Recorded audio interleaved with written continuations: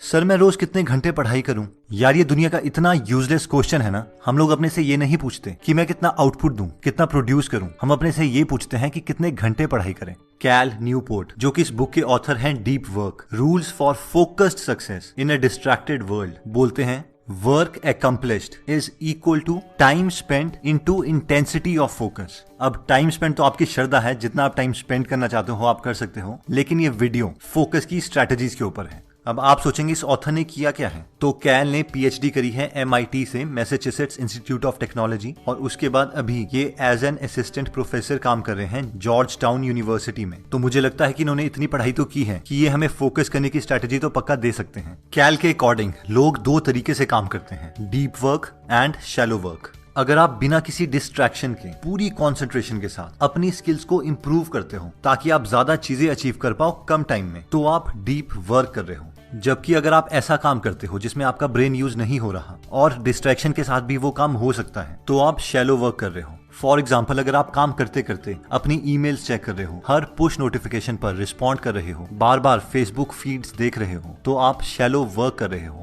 कैल बोलते हैं कि आजकल की डिस्ट्रैक्शन भरी दुनिया में डीप वर्क करना बहुत ज्यादा रेयर हो गया है, और इसीलिए ये स्किल बहुत ज्यादा वैल्यूएबल है, और फ्यूचर में जिसके पास भी ये स्किल होगी वो ही अपनी फील्ड में बेस्ट परफॉर्मर बनेगा, एक क्राफ्ट्समैन बनेगा। कैल बोलते हैं कि हमें डीप वर्क करने के लिए 4 चीजों का ध्यान रखना पड़ता है। पहला, सिंगल टास्किंग, दूसरा, जीरो डिस्ट्रैक्शंस, तीसरा, इंटेंस फोकस, और चौथा, extended periods of time.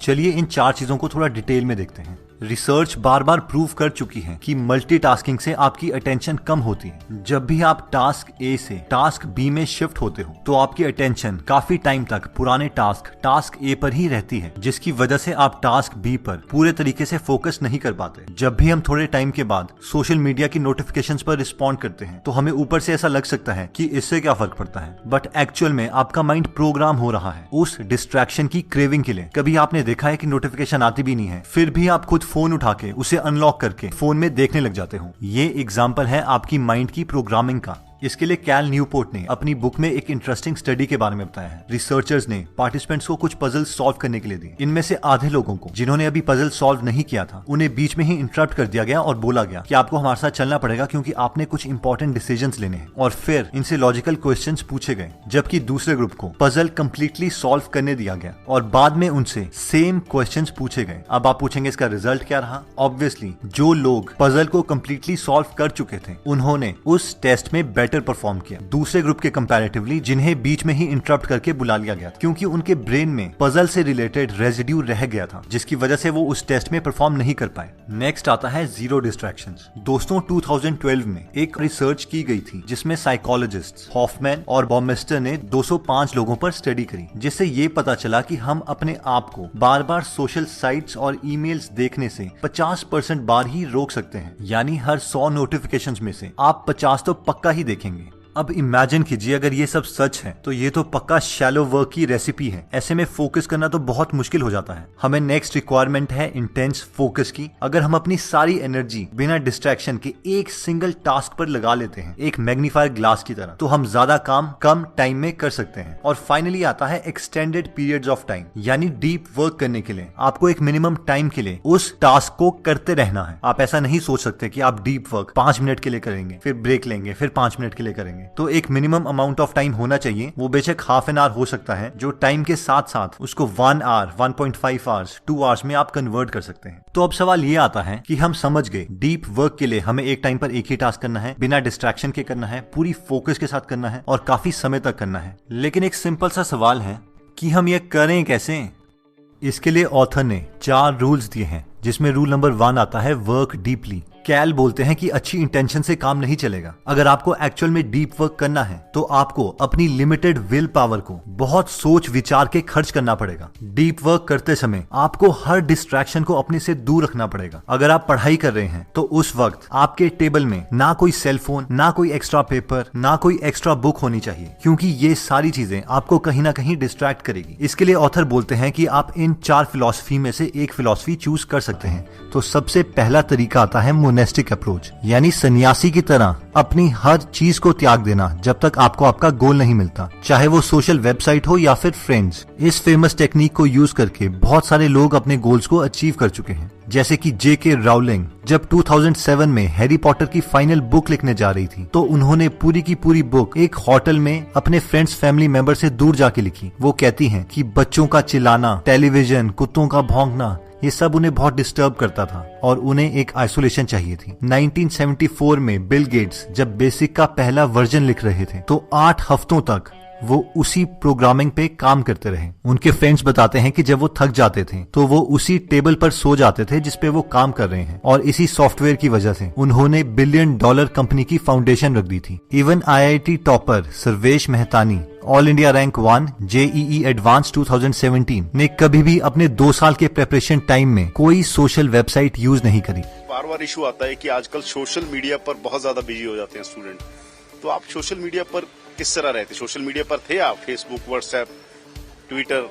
Hardly कुछ सोशल, ट्विटर तो पता नहीं आज तक चलाया भी नहीं, पता भी नहीं यूज कैसे करते हैं। थोड़ा बहुत हल्का फुल्का सोशल मीडिया चलाया था लेकिन ऑलमोस्ट गिव अप कर दिया था सोशल मीडिया इन 2 सालों के लिए, क्योंकि पता था वो जरूरी होता है गिव अप करना ताकि कुछ अच्छा रहेगा सके। डीप वर्क को करने का दूसरा तरीका आता है बाय मॉडल अप्रोच। इस अप्रोच में जब भी आप हाई प्रोडक्टिव काम करना चाहते हैं तो आप एक आइसोलेटेड जगह में चले जाते हैं और उस टाइम के लिए आप सारी डिस्ट्रैक्शन से दूर हो जाते हैं और उस काम पर प्री डिसाइडेड टाइम स्पेंड करने के बाद वापस नॉर्मल लाइफ में आ जाते हैं। रॉबर्ट कियोसाकी ने अपनी famous book rich dad poor dad लिखने के लिए इसी टेक्निक का इस्तेमाल किया था जिसने उन्हें मिलियनेयर बना दिया। आप भी इस टेक्निक का इस्तेमाल करने के लिए लाइब्रेरी में जा सकते हैं या किसी ऐसे कमरे में जहाँ पर कोई ना आता हो, कोई नॉइज ना हो और आपके सेलफोन्स ऑफ हो। दोस्तों, थर्ड टेक्निक आती है रिदमिक अप्रोच। इसमें आप टाइम ब्लॉक्स क्रिएट करते हैं। फॉर एग्जाम्पल 1 घंटे के लिए आप सिर्फ अपना फोकस्ड डीप वर्क करेंगे। उस time no cellphone, no friends, nothing, और उसके बाद 1 घंटा enjoy and again 1 hour work. आप इन टाइम स्लॉट्स के अमाउंट को अपने कंफर्ट के अकॉर्डिंग चूज कर सकते हैं। लास्ट आती है जर्नलिस्टिक अप्रोच। ऐसे लोग जो फुल टाइम जॉब करते हैं और उनके पास डीप वर्क में जाने के लिए एक स्पेसिफिक टाइम नहीं होता, वो इस टेक्निक को यूज कर सकते हैं। ऐसे लोगों को जब भी फ्री टाइम मिलता है वो अपनी सारी डिस्ट्रैक्शंस को ऑफ करके एक हाईली इंटेंस्ड फोकस मोड में चले जाते हैं और पूरे दिन में जितना पॉसिबल हो उतने टाइम स्लॉट्स डेडिकेट करते हैं।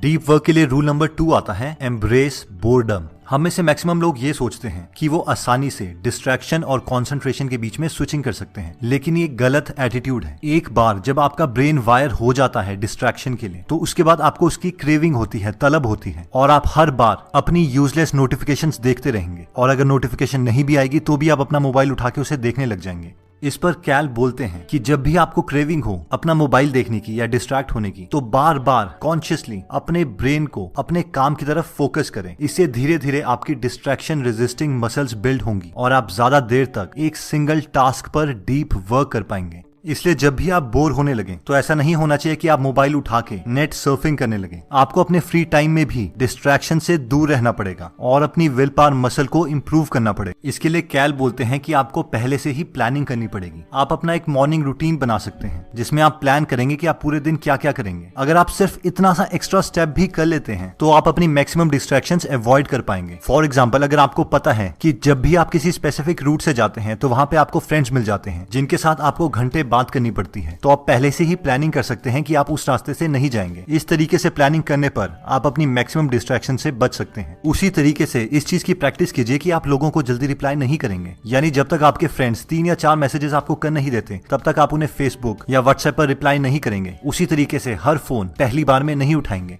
नेक्स्ट रूल आता है क्विट सोशल मीडिया। सर ये क्या बोल दिया आपने, सोशल मीडिया ना यूज करें? क्या हमने सोशल नहीं होना, हमारे फ्रेंड्स नहीं? अब सबसे पहली बात तो यह है कि मैं ये नहीं बोल रहा, ये ऑथर बोल रहे हैं। सेकंड, ऑथर बोलते हैं कि नोटिफिकेशंस आप में एक हैबिट क्रिएट कर देती है जिससे आप अपना सेल फोन नोटिफिकेशंस पर तो देखेंगे ही, लेकिन जब नोटिफिकेशंस नहीं भी आएंगी तो भी आप सिर्फ टाइम पास करने के लिए अपना मोबाइल खोल के फेसबुक देखने लग जाएंगे और आपको पता भी नहीं चलेगा कि आपने आधा घंटा इसी चीज पे वेस्ट कर दिया है। इसीलिए हमारे अंदर एक क्राफ्ट्समैन अप्रोच होनी चाहिए, यानी जब तक हमने क्लियरली डिफाइन नहीं कर दिया है कि इस टूल को यूज करने के जो बेनिफिट्स हैं वो बहुत ज्यादा है कंपैरेटिवली उसके नेगेटिव इफेक्ट्स हैं, तब तक हमें वो टूल यूज नहीं करना चाहिए। अब आप ये कम से कम 30 दिन तक ट्राई कर सकते हैं जब आप कोई भी सोशल मीडिया साइट यूज नहीं करेंगे, और उन 30 दिनों के बाद अपने से 2 सवाल पूछ सकते हैं। पहला, क्या मेरे 30 दिन बेहतर हो सकते थे अगर मैं ये सोशल साइट्स यूज करता? और सेकंड, क्या लोगों को फर्क भी पड़ा मेरी ये सोशल साइट्स ना यूज करने पर? और जेन्युइनली अगर देखा जाए तो एटलीस्ट फेसबुक सिर्फ उन लोगों के लिए ज्यादा बेनिफिशियल है जो इंटरनेट मार्केटिंग कर रहे हैं और उनका बिजनेस इन्हीं पर टिका है, और एक स्टूडेंट को इन सब चीजों के बहुत कम बेनिफिट्स हैं। नेक्स्ट आता है ड्रेन द शैलोज। कल मैंने 14 घंटे पढ़ाई की, मैं 16 घंटे पढ़ा। ये सारी चीजें हम ऐसे बताते हैं जैसे एक ऑनर है, जबकि कैल कहते हैं कि इसका मतलब है कि आप बहुत अनप्रोडक्टिव हैं, आप बहुत ज्यादा शैलो वर्क कर रहे हैं और बहुत कम डीप वर्क कर रहे हैं। अगर कोई इंसान वो चीज 6 घंटे में अचीव कर रहा है जो आप 15 घंटे में अचीव कर रहे हैं, तो आप बहुत कम प्रोडक्टिव हैं। और अगर आप भी प्रोडक्टिव होना चाहते हैं तो आपको 2 काम करने पड़ेंगे। सबसे पहले आपको ट्रैक करना पड़ेगा कि आप कितना टाइम वेस्ट करते हैं और कितना एक्चुअली डीप वर्क कर रहे हैं। आप देखेंगे कि 14 घंटे में से आप डीप वर्क सिर्फ 2 घंटे कर रहे हैं। और सेकंड, अपने पूरे दिन के 1-1 मिनट को शेड्यूल कीजिए कि आप कब सोएंगे, डीप वर्क कब करेंगे और सोशल टाइम कितना देंगे। ऑब्वियसली ये 100% फॉलो नहीं होगा, लेकिन आपको एक आइडिया देगा, डायरेक्शन देगा कि आपको अपना दिन किस तरीके से बिताना है। दोस्तों, हमने आपको ये सारी बातें कैल न्यूपोर्ट की बुक डीप वर्क से बताई है। तो अगर आप इनमें लिखे हुए बाकी आइडियाज को जानना चाहते हैं तो डिस्क्रिप्शन में दिए हुए लिंक पे जाके आप ये बुक खरीद सकते हैं। दोस्तों, कमेंट सेक्शन में आप बता सकते हैं कि आप नेक्स्ट वीडियो किस टॉपिक पर चाहते हैं, ताकि हमें भी फीडबैक मिले और उसी टॉपिक्स को हम कवर करें। इस चैनल को जरूर सब्सक्राइब कर लीजिए और बेल का बटन दबा दीजिए ताकि आप ऐसी नॉलेजेबल वीडियोस कभी मिस ना करें। और इस वीडियो को लाइक जरूर कीजिएगा